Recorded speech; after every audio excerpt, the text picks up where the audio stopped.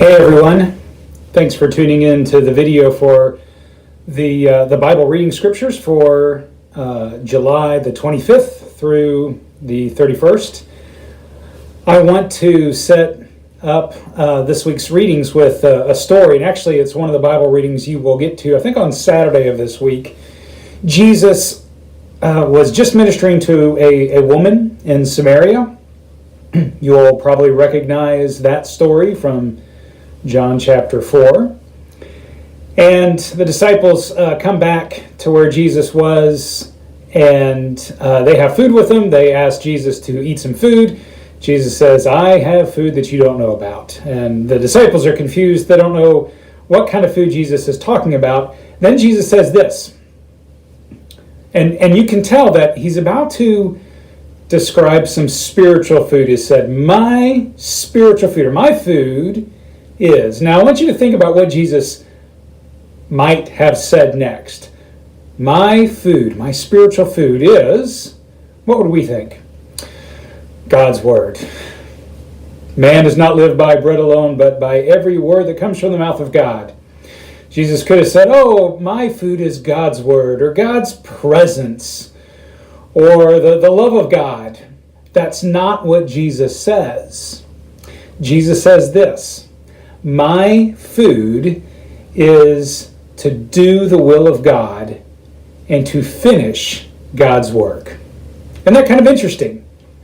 Jesus is saying, my spiritual food that nourishes me, doing God's will, doing God's work. So, as you read this week's scriptures, I want you to ask this question: what is the will and the work of God?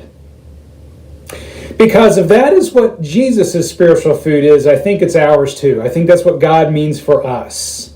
God's purpose for us is to do God's will and to do God's work. So what is God's will and his work? So this week's scriptures, I think, speak to that.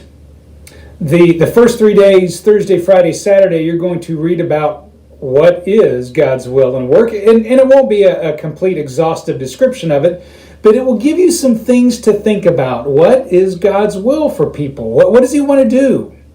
What is God's will and work? You'll read that first 3 days. Sunday, we're going to talk about the feeding of the 5,000 story and Jesus walking on water.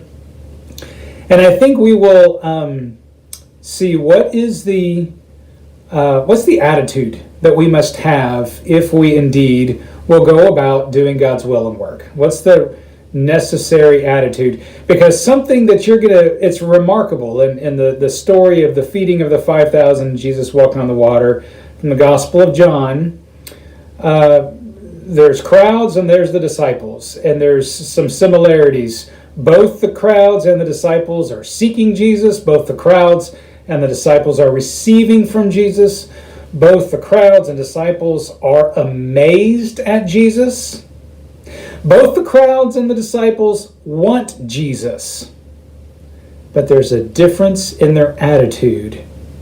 And Jesus withdraws from the crowds and he appears to the disciples. So what is the attitude that is different that we must have, like the disciples, if we want to do God's will, do God's work?